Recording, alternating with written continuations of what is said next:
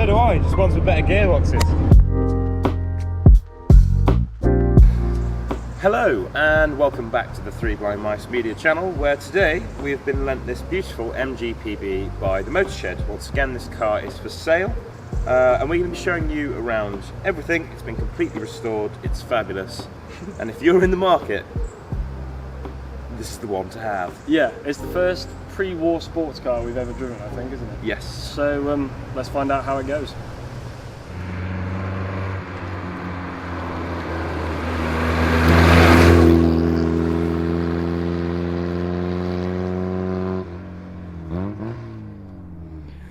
So, MGPB, let's do a walk around. Join me. This particular one is 1935. They only made them from 34 to 36. It's got a 940cc four-cylinder engine, 43 horsepower, upwards of 70 miles an hour. I know. Nice. I know. It's a bit of a faff to get in, but it's a sports car. It's going to be. One leg under the steering wheel, other leg in. And you do sit really quite nicely in it. It does look cool. It honestly, with you in there, You fit in it, don't you? it's a fantastic size. Yeah. This is what I keep going on about. This for me is like the perfect size of pre-war car. The quirks about it. The gearbox, which we'll show you on a different camera in a minute, is backwards, but it's backwards in it's not backwards, it's mirrored. So it's first, second, third, fourth, and then reverse you have to flick a little thing up and move it over. No synchromesh. So yes, so we've got to watch out for that. It's got 4 seats, obviously. We'll try and demonstrate how big those 4 seats are, because so far it's got this tonneau on it. Cue the Benny Hill music. Oh, cue the time lapse. Right, tonneau. Oh, it's actually not going to be that bad. A few clips in the middle. Oh, there's a few clips down here. Bosh, there you go. Yeah, so basically you take those off, and there's your 4 seats, which actually look sort of half roomy, you know. First of all, though, let's drive it. you switch your ignition on there. You have a all the way over here. Yeah. You have a choke there. It should be warm, so you shouldn't have to use that. This is a hand throttle. Again, not sure of the application, but you've got a hand throttle there, and your start button, if you'd like to move your foot, is that little black dot. So I'm going to go for it. Yeah, give it a go. Just like that. God, the throttle is so light. So having driven it round the corner, because the throttle is so ridiculously light, it takes barely any force to push it. If you go over a bump or it jerks a bit, your foot naturally moves up and down, which means the car jerks back and forth. So I think that's what I get when Mark now said it likes to be revved and driven, because you're either on the throttle or you're not. First and second is just forwards and back.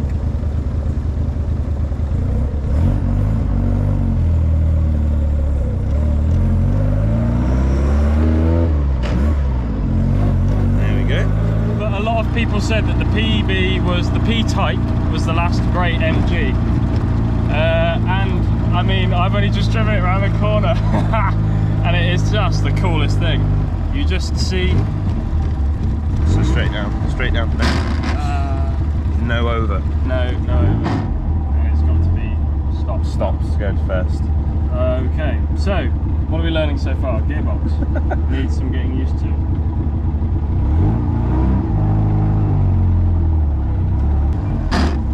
I keep doing it.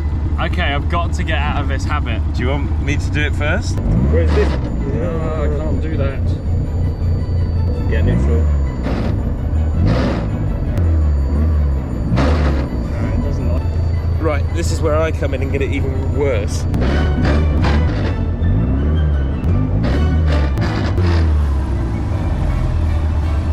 I don't know what it wants. No.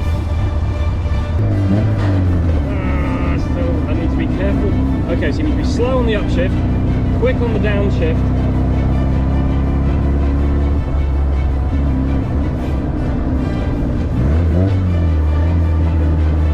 See, that was perfect. That was perfect. Okay, I've got it. I think I've got it. I think I've got it. I think I've got it.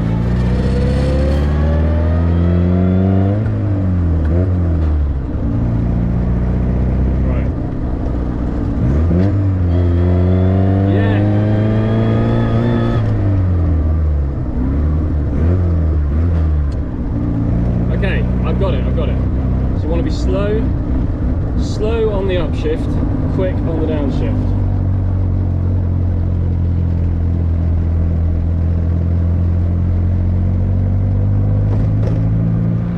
See, that works for him. It's odd because sounds fantastic, to be honest. That works for him. He can clearly get his head around it. I don't know whether he's got. I have got size 11 feet. He doesn't. I think he has size 7s or 8s. So maybe that's something to do with it. I keep catching my foot on the bonnet catch, and I just feel very cumbersome in the pedal box itself. And for me, that's just too tight and difficult to enjoy. And you've got to quickly go through them. It's got to be. Think of it as a flipper, but if you're on the brake as well, it's left right, but whilst changing down. Yeah. And obviously don't be going too quickly. Yeah. Right, viewers. Okay, Ben's gonna have a go on his own. Quick, be quick.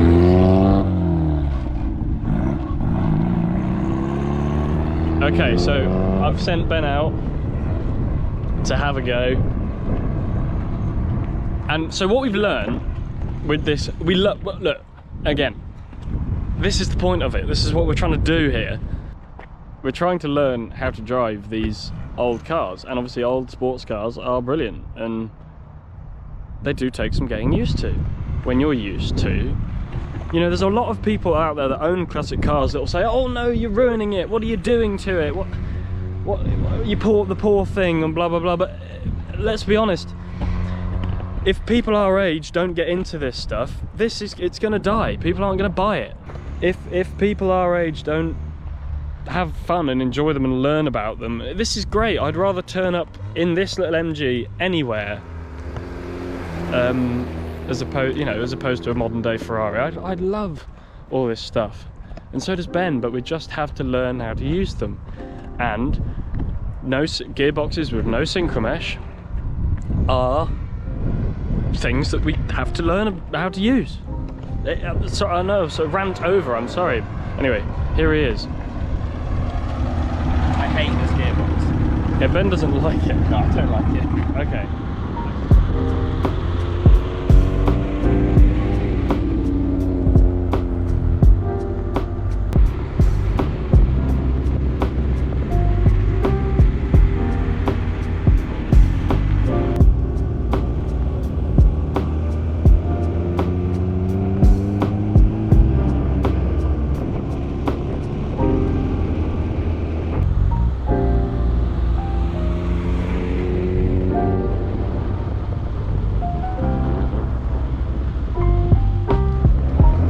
This car so much.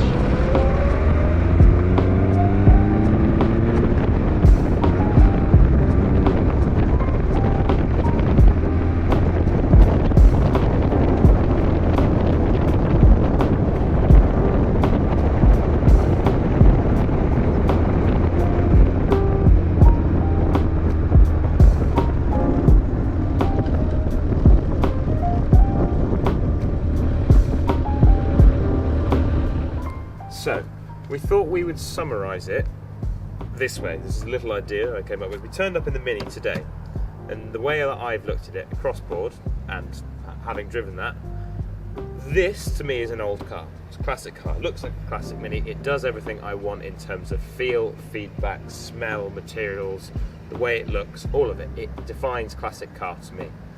This, albeit much older, you know, they're 35 and 91, so they're not far off 60 years apart, so you've got to give it that.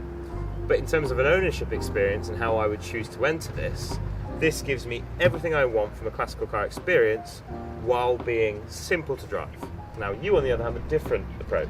Yes, we've decided I love this MG purely because of the challenge. I loved learning about it. Not that Ben didn't love learning, but once I got it, it just made sense. You have to think about it. Changing down is an event, and I like that because when you do get it right, it's so rewarding. And you can feel, even though I felt like Sterling Moss, I probably didn't look like Sterling Moss, and Nora wasn't going as fast, but you can feel it move underneath you, and it is a pre-war sports car for me. It's still the perfect size. It's a beautiful thing. I could turn up anywhere in it, and I love it. Don't get me wrong, looks fantastic. Sounds fantastic. Yeah, I was slightly speechless when I got out of it. Yeah. So whether it's a fair and unfair comparison, I don't know. For me, it was a bit too much of a faff to enjoy. For you loved the challenge. I did, yeah. So welcome to the first Three Blind Mice disagreement. Yes, and the last video on our channel.